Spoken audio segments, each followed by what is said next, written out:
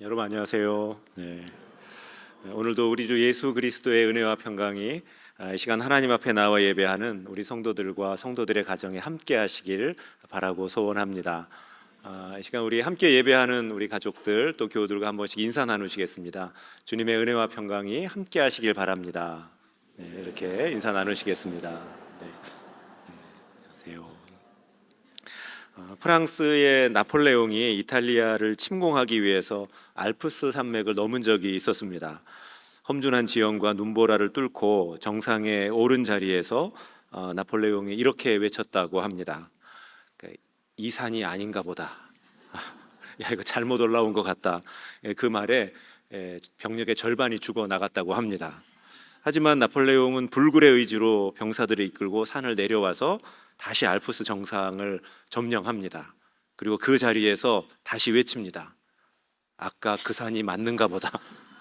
그래서 그 말에 나머지 절반도 죽어갔다라고 합니다. 이게 사실 아주 오래된 유머죠. 이걸 들어보신 분은 저희 세대라고 할 수가 있습니다. 그런데 여러분, 이런 우스운 일이 실제 우리 인생에서 벌어진다면, 그것도 인생의 완성 단계에서 내가 이거 여기 잘못 올라와 있는 것 아닌가, 그동안 내가 잘못 살아온 것 아닌가 라는 생각을 만나게 되면 여러분, 우리의 인생이 어떻게 되겠습니까? 리차드 로어라는 분의 책을 보게 되면 그는 우리의 인생을 크게 전반부와 후반부로 나누어서 전반부에는 창고를 짓는 것이 목표이고 후반부에는 그 창고에 무언가를 채워나가는 시기다라고 인생을 설명을 합니다. 특별히 그 창고 안에 무엇을 채울 것인지를 결정하는 것이 인생 후반부에 있어서 가장 중요한 과제라고 이야기를 합니다. 그런데 생각해 보면 창고를 너무 일찍 채우려고 하거나 창고를 너무 크게 짓는 것도 문제이지만 내 삶을 진정으로 무엇으로 채울 것인가에 대한 진지한 성찰 없이 창고를 짓고 창고를 키우는 것이, 채우는 것이 우리의 더 큰 문제일 수 있습니다. 내 삶을 무엇으로 채울 것인가, 이러한 것들에 대한 성찰이 없게 되면 그냥 많은 사람들이 고민 없이 다른 사람들을 따라서 이 세속적인 가치에 따라서 뭔가를 채우려고 합니다. 요즘 사람들은 뭘 채워갑니까? 물질, 부동산, 주식, 자녀들의 진학, 개인의 성공과 명예, 또 그 누구에게도 방해받지 않는 그런 자유로운 삶, 이러한 것들을 모으고 채우는 일에 인생의 대부분을 사용합니다. 여러분은 지금까지 무엇을 채워왔고 또 지금 무엇을 채워가고 있습니까? 하지만 인생의 후반기에 접어들었을 때 또는 절정의 자리에 서게 되었을 때 그러한 것들이 사라져가거나 그러한 것들이 이게 내가 진정으로 원했던 게 아니다라는 것을 알게 되었을 때, 또는 이제 그러한 것들을 좀 누려야 하는데 그것을 누리거나 사용하기 힘든 상황을 맞이하게 되면 그때 우리 내면에는 아주 큰 공허함이라는 게 찾아옵니다. 인생의 의미가 허물어지고 전부 함몰되는 것 같은 위기를 경험하게 되죠. 신약성경 누가복음 12장을 보게 되면 어느 부자가 창고를 짓는 비유가, 예수님의 비유가 기록이 되어 있습니다. 상당히 성공했던 사람으로 그 인물이 묘사가 됩니다. 곡식과 물건을 더 이상 쌓아둘 곳이 없어서 새 창고를 지으려고 합니다. 그리고 그는 그 상상만으로 즐거워합니다. 내가 이걸 어떻게 사용할까? 어떻게 누리면서 살까? 막 이 고민에 빠져 있죠. 그런데 그에게 하나님께서 뭐라고 말씀하시냐면, 오늘 밤에 너의 영혼을 거두어 간다면 내가 지금까지 쌓아놓은 것들은 과연 누구의 것이 되겠느냐라고 물으십니다. 인생의 후반전이 우리의 계획대로 흘러가지 않는다라는 경고의 말씀이기도 합니다. 그렇게 인생의 후반전에 찾아오는 공허감은 우리를 필연성 아래 살아가게 만듭니다. 이 필연성이라고 하는 것은 달라질 게 없다라는 생각입니다. 전반전 이렇게 끝났으니 후반전 분위기 당연히 이렇게 흘러갈 것이다. 지금까지 이렇게 살아왔다면 사실 이제는 더 볼 것 없다. 다 끝난 것이다. 라는 생각입니다. 그렇게 돌이키거나 회복되기 어려울 거라는 생각을 우리에게 심어주게 되고, 그 생각은 우리를 절망이라고 하는 자리에 머물게 합니다. 하지만 여러분, 우리 인생의 후반전, 하나님께서 그냥 그대로 허무하게 끝내도록 내버려 두지 않으십니다. 오히려 그러한 위기는 우리의 신앙과 삶의 전환점이 되기도 합니다. 우리가 인생의 후반전에서 만나는 위기는 우리가 평생 붙들고 있었던 우상들이 무너지는 시기이기도 합니다. 그동안 내가 채우려고 했던 것들이, 내 인생에 너무나도 중요한 목표라고 생각했던 것들이 나를 떠나갈 때 그 정체가 드러나게 됩니다. 그것은 내가 소중하게 여겼던 것들이지만 사실 내 삶의 우상과도 같았던 존재들이구나. 그 사실을 알게 되고 그러한 것들이 사라져갈 때 진정으로 내가 사랑하고 의지했던 하나님을 다시 발견하게 되고 다시 찾게 됩니다. 여러분, 그걸 발견하고 받아들이는 데는 지금보다 늦은 시간이란 없습니다. 그리고 그렇게 우상이 무너진 자리에, 또 무엇으로도 채워지지 않았던 그 공허했던 자리에 하나님께서 주시는 은혜가 찾아와서 자리를 잡기 시작합니다. 여러분, 딱 요즘 같은 계절에 그 옷장을 열면 어떻습니까? 정말 입을 옷이 없죠. 그래서 옷을 사려고 하면 이번에는 그 옷을 걸 곳이 없습니다. 그렇지 않습니까? 좋은 말로 할 때 인정들 하시죠, 여러분. 여러분, 낡은 것이 꽉 차 있으면 새로운 것이 들어갈 틈이 없습니다. 이미 낡아버린 것, 가치를 잃어버린 것들이 우리를 떠나가는 것이 마치 큰 상실처럼 느껴오지만, 하지만 여러분, 그러한 것들이 사라져야 기다리던 하나님의 은혜가 찾아온다는 이 단순한 진리를 여러분, 우리가 잊지 말아야 하겠습니다. 대신 그 자리에 내가 진정 사모하고 기다리던 하나님의 은혜가 찾아오게 되면, 그 약속이 이루어지게 되면 그 이전 것들을 떠나보내는 아쉬움과는 비교가 되지 않을 정도의 큰 기쁨과 위로를 하나님께서 선물로 주실 것입니다. 오늘 우리가 읽은 이 성경 본문에서 만나는 아브라함과 사라도 그와 같은 상실감을 안고 인생의 후반전을 보내고 있었습니다. 아브라함은 여러분, 믿음도 삶도 신실했고 세상적으로 볼 때도 그 누구 못지않은 성공을 거둔 사람이었습니다.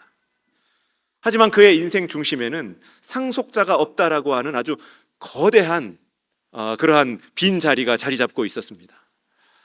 여러분, 당시의 기준으로 자녀가 없다라고 하는 것은 상대적인 가치가 아니라 절대적인 가치였다라는 말씀을 드린 적이 있습니다. 가문이 단절된다라고 하는 것, 하나님의 복에서 멀어졌다는 부인하기 어려운 증거였습니다. 그러니까 다 가진 것 같아도 가장 중요한 것 한 가지를 갖지 못한 사람의 삶은 결국은 아무것도 가진 것이 없는 사람의 모습과 같은 결말로 이어지기 때문이죠. 그렇게 아브라함이 하나님의 약속을 받고 기다린 지 이 성경의 연수를 헤아려 보면 한 25년 정도가 흐릅니다. 아브라함의 나이 75세에 약속과 부르심을 받고 길을 떠나서 이제 100세의 아들을 얻었기 때문이죠. 그런데 하나님은 왜 이 25년이라고 하는 긴 시간을 기다리게 하셨을까? 여기에 대해서는요, 여러분, 설교자로서 설명은 할 수 있습니다. 예를 들자면 자기 의존성이 무너지는 시간이었습니다. 믿음의 그릇을 준비하는 시간이었습니다.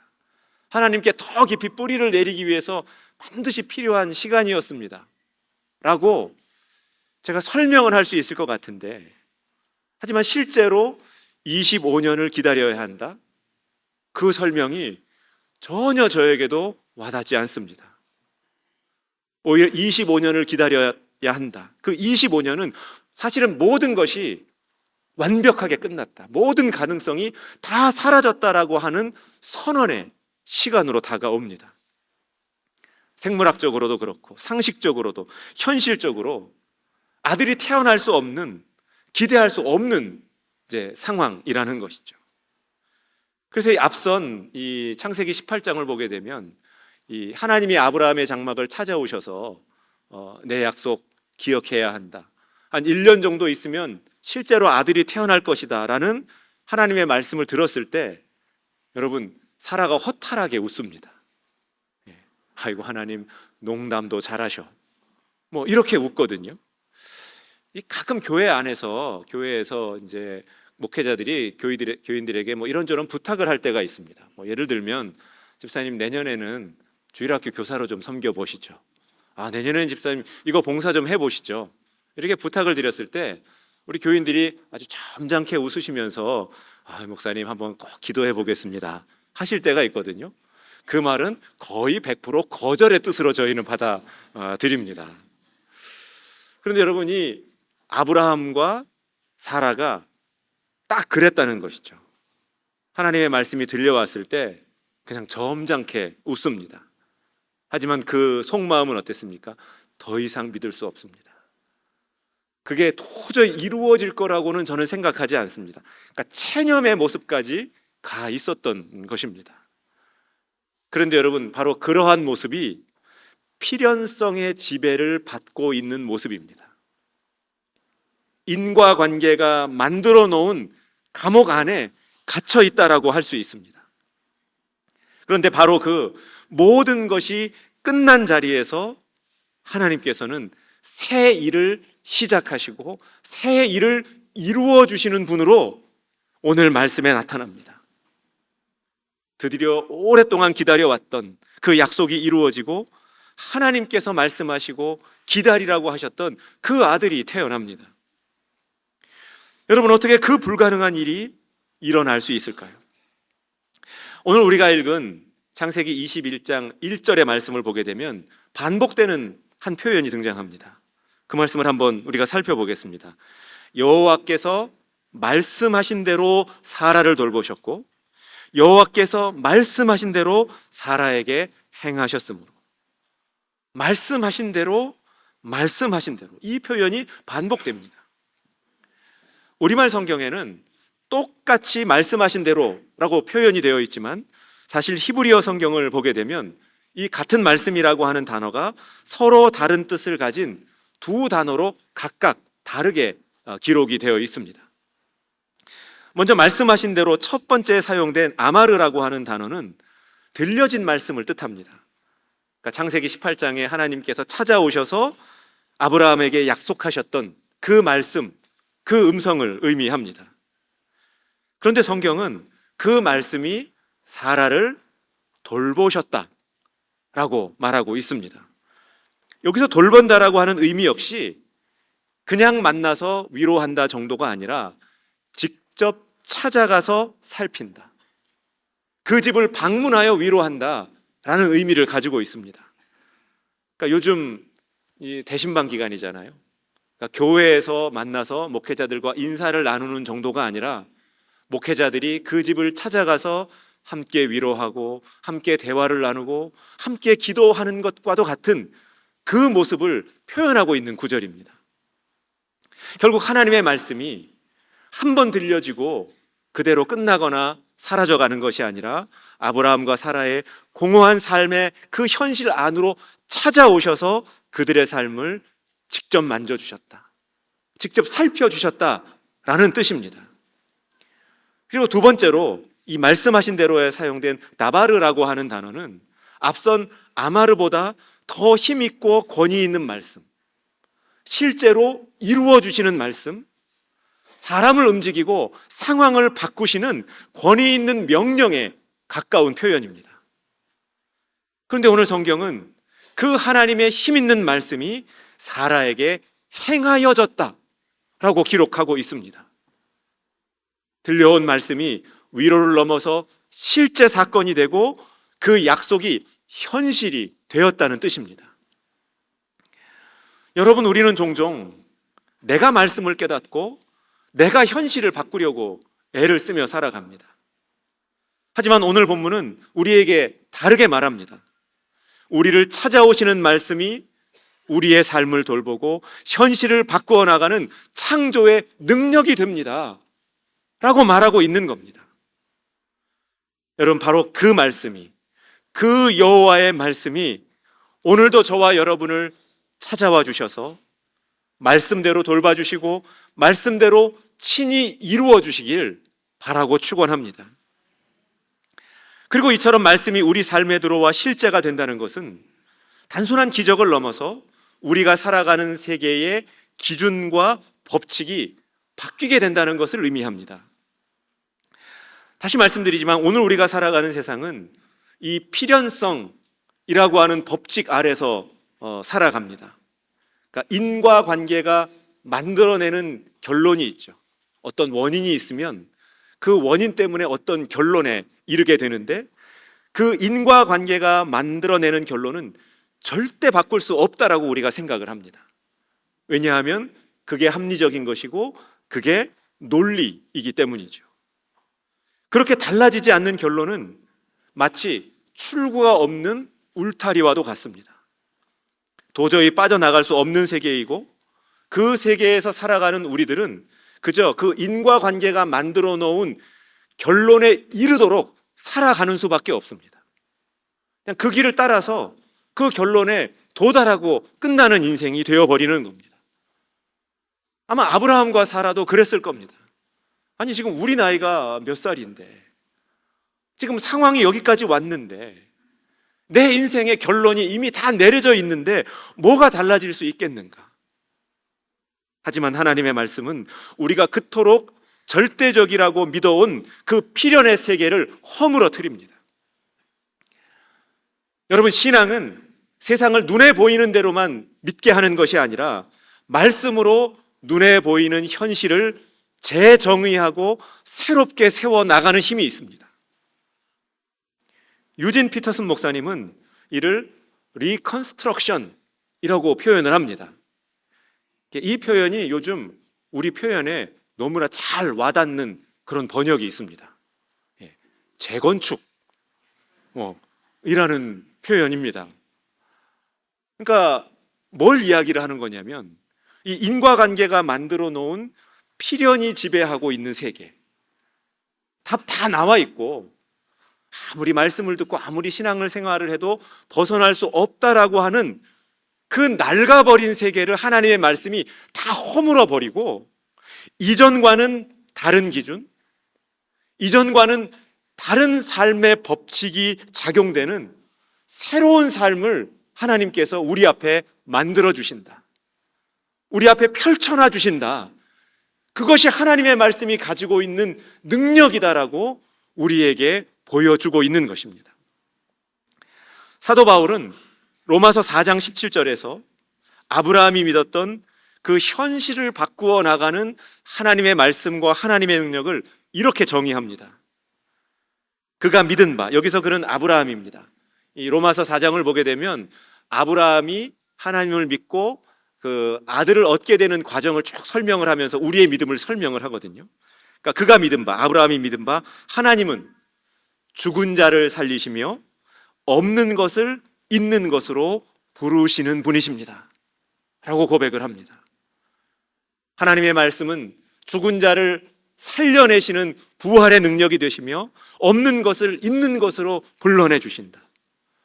바울의 이 고백이야말로 우리 기독교 신앙이 가진 그 현실의 재구성 능력, 말씀이 가진 그 재건축의 모습을 너무나도 잘 설명해 줍니다. 여러분, 우리는 세상을 결코 가볍게 여기거나 세상 아무런 의미도 없어, 그건 무가치한 거야, 이렇게 생각하는 사람들이 아닙니다. 다만 눈에 보이는 대로만 세상과 현실을 받아들이는 것을 거부하는 성도들인 것이죠. 필연성이 우리에게 모든 문 다 닫혔어, 문 닫힌 지 오래야, 출구는 더 이상 없어 라고 이야기할 때 그것이 아니다. 하나님의 말씀을 새로운 원인과 근거로 삼아서 늘 보이지 않는 문을 발견하고 새로운 길을 열어가는 사람들이라는 것을 기억하실 수 있기를 바랍니다. 바로 그 말씀대로 행하시는 능력이 오늘 저와 여러분의 현재를 다시 세워주신다는 사실, 여러분 굳게 믿으실 수 있기를 바랍니다.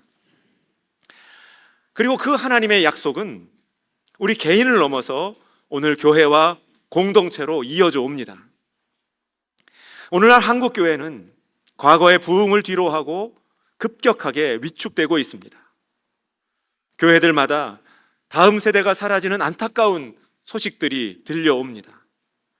그 모습은 마치 상속자가 태어나지 않았던 아브라함의 집안처럼 한국 교회의 미래도 필연성이라고 하는 절망 안에 갇혀 있는 듯합니다. 한국 교회 이대로 소멸되는 것 아닌가? 이대로 그냥 계속해서 끝모르게 추락하는 것 아닌가? 요즘은 이걸 아주 그냥 전제로 해서 모든 계획과 모든 목표가 재설정되는 것 같습니다.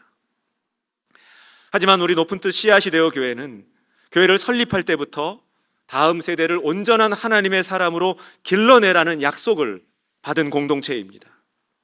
그 부르심과 소명은 하나님께서 우리에게 주신 약속이라고 믿어왔고 지금도 그 약속에는 변함이 없습니다. 첫 번째 학교 건축을 앞두고 여러분 기억하시겠지만 교회 개척하고 2년 만에 학교 건축을 해야 하는 상황이었습니다. 현실적으로 풀어야 하는 문제들이 너무나도 많았고 그 앞에서 고민과 갈등이 감당하기 어려울 정도로 힘들게 다가왔습니다. 그래서 하루는 너무 고민이 많고 생각이 많아서 밤에 잠을 거의 못 잔 것 같습니다. 계속 뒤척이면서 또 잠이 오지 않으니까 기도하면서 나를 지새웠는데 이제 그 다음날 아침이면 늘 이제 말씀과 하루 묵상집을 펼치니까 묵상집을 이렇게 딱 펼쳤는데 그날 아침에 하나님께서 주신 말씀이 너무나 귀해서 제가 기록을 해 두었습니다. 예레미야서 32장 37절에서 41절까지의 말씀인데요. 이 말씀을 우리가 좀 한번 함께 읽어보려고 합니다. 읽을 때 하나님께서 저와 여러분에게 우리 교회에게 주신 이 약속과도 같은 말씀이다라고 생각을 하면서 이 말씀을 한번 함께 읽어보겠습니다. 보라, 내가 노여움과 분함과 큰 분노로 그들을 쫓아보내었던 모든 지방에서 그들을 모아들여 이곳으로 돌아오게 하여 안전하게 살게 할 것이라. 그들은 내 백성이 되겠고 나는 그들의 하나님이 될 것이며 내가 그들에게 한 마음과 한 귀를 주어 자기들과 자기 후손의 복을 위하여 항상 나를 경외하게 하고 내가 그들에게 복을 주기 위하여 그들을 떠나지 아니하리라 하는 영원한 약속을 그들에게 세우고 나를 경외함을 그들의 마음에 두어 나를 떠나지 않게 하고 내가 기쁨으로 그들에게 복을 주되 분명히 나의 마음과 정성을 다하여 그들을 이 땅에 심으리라. 아멘.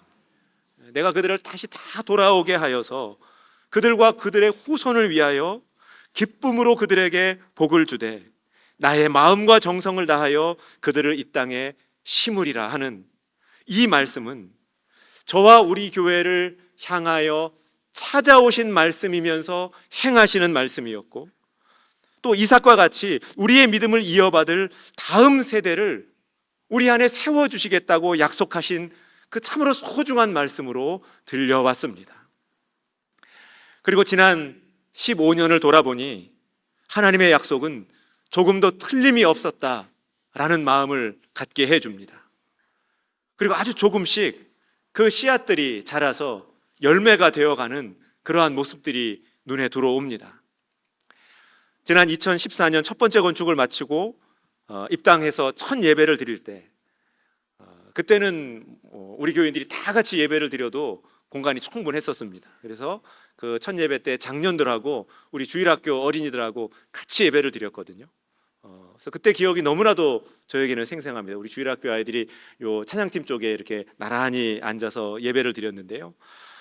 예배를 시작할 때 불렀던 첫 찬양도 제가 기억을 합니다. 우리 신현덕 목사님이 그때도 찬양 인도를 하셨는데 나는 하나님을 예배하는 예배자입니다. 그 찬양을 불렀습니다. 어른들도 부르고 아이들도 함께 불렀는데 특별히 제 귀에는 그 아이들의 너무나도 맑고 그 낭낭한 찬양 소리가 너무나도 선명하게 들려왔습니다. 그때 그 찬양 소리를 들으며 제 마음속에는 이 교회, 이 건물, 이 아이들에게 다 줘도 조금도 아깝지 않겠다. 하나님께서 우리 교회와 학교를 이 아이들을 위해서 세워주셨구나 라는 마음이 찾아왔습니다. 그리고 작년 송구영신 예배 때 그동안 예배 마치고 로비에 나가면 항상 어떤 풍경이 펼쳐져 있습니까? 우리 주일학교 아이들이 엄마 아빠 기다리느라고 막 로비를 꽉 채우고 있는 장면에 우리가 되게 익숙한데, 그 풍경에 변화가 생기기 시작했다는 것을 제가 알게 되었습니다. 우리 그때 그 아이들이 어느덧 자라고 성장하여서 씨앗학교 졸업하고 주일학교 졸업한 청년들이 되어서 로비 한쪽에 이렇게 모여 있는 모습을 보았습니다. 아이들 한 20명, 30명 정도가 그날 낮부터 모여서 자기들끼리 MT했다 그래요. 졸업생들이 모여서 MT하면서 같이 시간 보내고 저녁 먹고 이제 송구영신 예배에 와서 다 같이 예배드리고. 그리고 여러분도 청년 때 그러시지 않았습니까? 예배 끝나고 집에 바로 가나요? 집에 안 가잖아요, 청년들은. 그래서 청년들이 로비 한쪽에 한 20-30명 정도가 모여 있는데, 청년들이 20-30명 모여 있으니까 로비가 꽉 차게 느껴졌습니다. 걔네들이 그리고도 집에를 안 가더라고요. 다시 MT 장소로 돌아가서 밤에 그 공식 있지요. 치킨 먹어가면서 오버나이트 하면서 자기들끼리 이야기하고 기도하고 그랬다는 이야기를 들었습니다. 여러분, 우리 교회의 지금 주일학교 또 우리 아이들 올라오는 흐름을 보게 되면 앞으로 최소 10년은 주일학교뿐만이 아니라 청년들이 자동적으로 늘어나는 시기가 되게 되어 있습니다. 매년 한 10년 정도는 매년 20-30명씩이 올라오게 되어 있습니다. 우리는 그저 말씀하신 대로 순종하여 씨를 뿌렸을 뿐인데, 하나님께서 말씀대로 행하셔서 이러한 열매가 이제 맺혀지기 시작합니다. 얼마나 행복하고 얼마나 감사한지 모릅니다. 여러분, 다음 세대가 남아있는 교회, 다음 세대를 품고 있는 교회는 다른 것은 조금 부족해 보일지 몰라도 어쩌면 전부를 가지고 있는 교회일 수 있습니다. 그리고 앞으로 10년 뒤면 우리 교회는 25주년을 맞이하게 될 겁니다. 여러분, 아브라함이 하나님의 약속을 받고 이삭이 태어난 데까지 몇 년 걸렸다고요? 25년이 걸렸습니다. 제가 우리 교회에서 목회가 딱 10년 남아 있거든요. 그래서 아마 딱 이삭 태어나는 걸 볼 수 있지 않을까? 그렇게 지금 기대를 하고 소망을 하고 있습니다. 앞으로 남아있는 10년, 앞으로도 계속해서 한눈 팔지 않고 부지런히 뿌리면 지금 그 학생들과 그 청년들이 계속 자라겠죠. 계속 자라고 장성하여서 또 어떤 청년들은 가정을 이룰 것이고 직장을 가질 것이고, 결국 그렇게 교회와 사회와 또 하나님 나라의 기둥들이 되어가고 있을 거라고 생각을 합니다. 그리고 한 번 더 나아가게 되면 그 뒤로 또 누군가가 10년 열심히 씨를 뿌리고 또 가꾸고 돌보게 된다면, 그때는 그들의 자녀들이 부모의 손을 잡고 교회와 우리 씨앗 학교를 찾아오게 되는 그 꿈을 꾸어봅니다.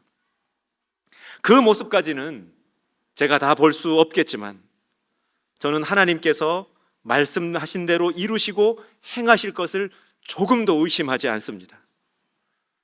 저도 그러하고 여러분도 그 하나님의 약속이 이루어져 우리의 이삭과 같은 세대들이 이 땅과 교회를 새롭게 바꾸어 나가는 날을 기대하면서 그 믿음의 다음 세대를 세워나가는 일에 마음과 기도를 모으는 우리 교회와 성도들 되실 수 있기를 바라고 소원합니다. 이제 오늘 말씀을 맺습니다. 사랑하는 성도 여러분, 우리는 세상이 만들어 놓은 필연성을 따라 살아가는 것이 아니라 지금까지도 말씀을 따라 살아왔고 앞으로도 말씀을 따라 살아갈 성도들입니다.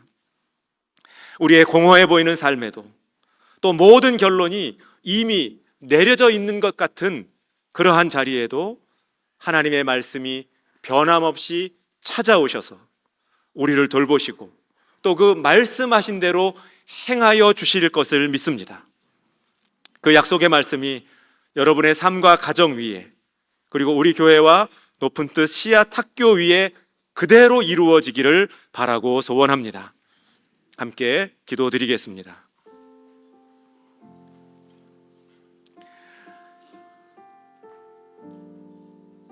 여러분, 오늘도 하나님께서 우리에게 들려주신 말씀을 기억하며 우리 함께 기도할 때에 한 2가지 정도의 제목을 가지고 기도하기를 원합니다.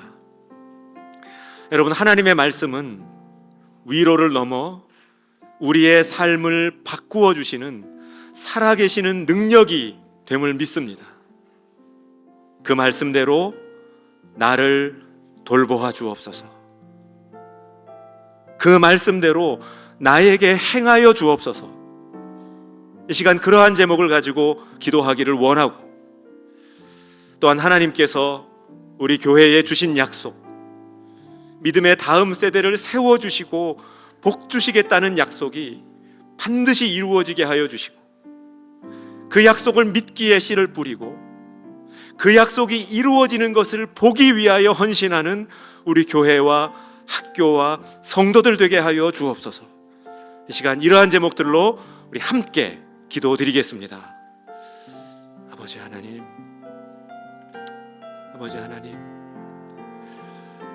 하나님의 말씀을 들으면서도 늘 말씀이 나의 길이요 빛이요 인도자이심을 믿으면서도 실제로는 그 말씀이 현실로 나타나는 것을 기대하지 못했던 하나님, 저희들의 믿음을 불쌍히 여겨주시고 저희들의 믿음을 더하여 주시옵소서. 주님, 말씀대로 나를 찾아와 주시고 그 말씀이 나를 돌봐주시고, 주님 말씀하신 대로 나에게 행하여 주옵소서. 그 말씀이 낡아인 나의 삶을 허물고 이 세상의 욕망과 법칙에 사로잡혀 있는 저를 허물고 저를 말씀으로 다시 세워주시는 역사로 이끌어 주시옵소서. 주님, 우리 교회에 주신 약속을 또한 이루어 주시옵소서. 우리의 자녀들과 우리의 다음 세대들을 불러 모아 주시고 그들을 복되게 하시며 그들의 하나님이 되어 주시는 그 소중한 약속이 우리 눈앞에 펼쳐질 때까지 주님, 저희들 낙심하지 않고 뒤돌아보지 않고 주님에게서 주신 약속을 이행할 수 있는 자들에게 하여. 아버지 하나님, 세상의 가치로만 내 인생을 채우려고 했던 저희들을 불쌍히 여겨주시고 그 허무함과 공허감 앞에서 허물어지고 있는 저희들에게 다시 한번 말씀으로 찾아와 주시고 그 말씀하신 대로 행하여 주옵소서. 그 생명의 말씀이 필연히 만들어 놓은 이 땅의 상실과 절망에서 저희를 건져 주옵소서. 그리고 주님, 저희에게 이삭과도 같은 믿음의 세대를 허락해 주시니 감사합니다. 저희들 다음 세대를 세우라는 부르심과 소명을 결코 가볍게 여기지 않게 하시고 그 약속이 반드시 이루어질 것을 믿고 밭을 갈고 씨를 뿌리는 교회와 성도들 되게 하여 주옵소서. 이 시간 간절히 바라기는 하나님, 우리의 자녀들과 우리 교회 그리고 높은 뜻 씨앗학교를 통해 자라난 믿음의 사람들을 통해 이 땅과 교회들과 열방들이 새로워지는 축복의 통로가 되게 하여 주옵소서. 이 모든 간구 예수 그리스도의 이름 받들어 기도드립니다. 아멘.